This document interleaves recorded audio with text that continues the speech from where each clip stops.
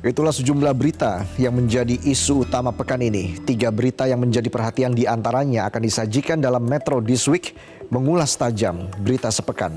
Bersama saya, Valentinus Reza.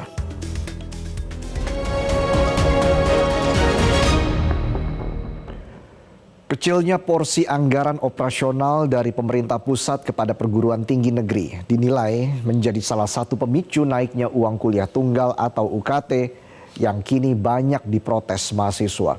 Sejumlah pihak juga mengkritik pola pengelolaan pendidikan nasional yang dianggap kerap mengikuti mekanisme pasar, sehingga banyak perguruan tinggi negeri yang justru berorientasi pada keuntungan ekonomi dan melupakan tujuan mulianya untuk menghasilkan generasi penerus yang terdidik.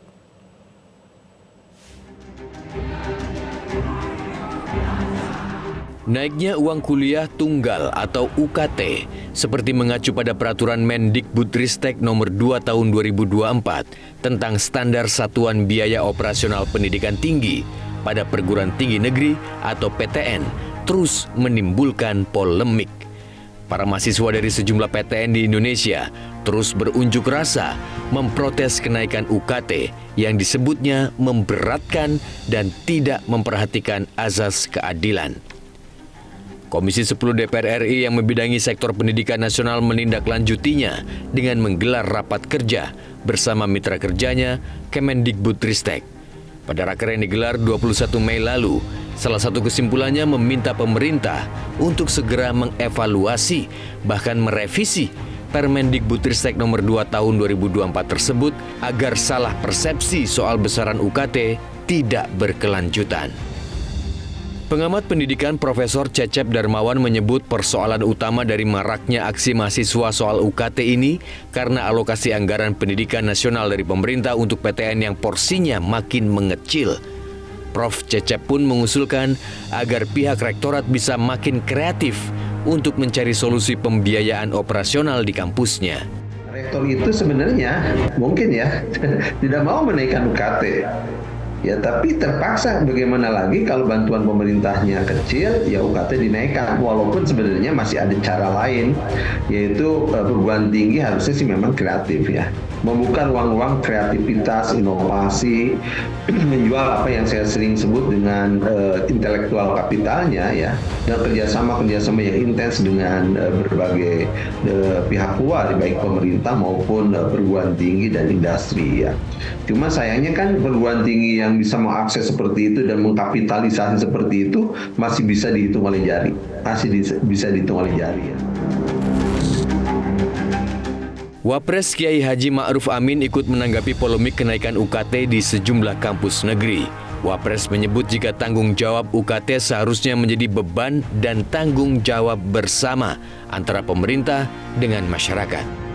Menurut saya solusinya itu ya dibagi, ya harus menjadi beban pemerintah sesuai dengan kemampuan, menjadi beban mahasiswa sesuai dengan kemampuan, dan menjadi beban perguruan tinggi melalui badan-badan usaha yang dikembangkan untuk menanggung sebagian. Jadi jangan dibebankan pada mahasiswa semua. Nah, akibatnya seperti sekarang kan mahasiswa, karena tidak seluruh mahasiswa mampu. Pemerhati pendidikan nasional Indra Harismiaji justru mengkritisi pola pengelolaan pendidikan nasional yang disebutnya malah mengikuti mekanisme pasar. Sehingga banyak perguruan tinggi yang justru berorientasi pada keuntungan ekonomi dan abai pada tujuan mulia untuk menghasilkan generasi penerus yang terdidik. Sebetulnya problem besarnya, satu, kita ini salah kelola sistem pendidikan nasional. Itu dasarnya itu dulu. Jadi cara pandang, filosofi dasar kita mengelola pendidikan nasional ini sudah salah. Karena pendidikan kita itu dikelola dengan mekanisme pasar.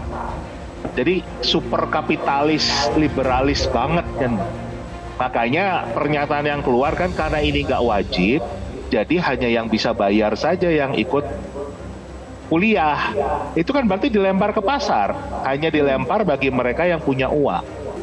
Kan justru malah sekarang ini perguruan tinggi kita dijadikan marketplace kan, dijadikan tempat dagang karena didorong untuk jadi PTNBH. Komisi 10 DPR RI telah meminta pemerintah untuk segera merevisi Permendikbud nomor 2 tahun 2024. Pihak Kemendikbudristek telah menyanggupinya dan akan terlebih dahulu melakukan evaluasi di lapangan.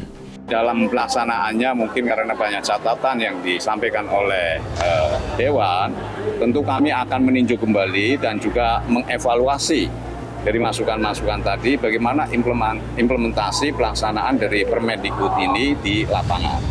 Tentu kami juga akan intensif melakukan koordinasi dan beberapa kali kami melakukan pertemuan itu, dan terakhir kemarin MRPTN Majelis Rektor Perguruan Tinggi Negeri pun sudah mengeluarkan statementnya bahwa UKT tidak naik dan semua bahkan MRPTN menjamin agar mahasiswa tetap punya kesempatan untuk belajar di perguruan tinggi meskipun jangan sampai ada mahasiswa yang tidak memiliki kemampuan finansial gagal untuk masuk perguruan tinggi. Jelajahi cara baru mendapatkan informasi. Download Metro TV Extend sekarang.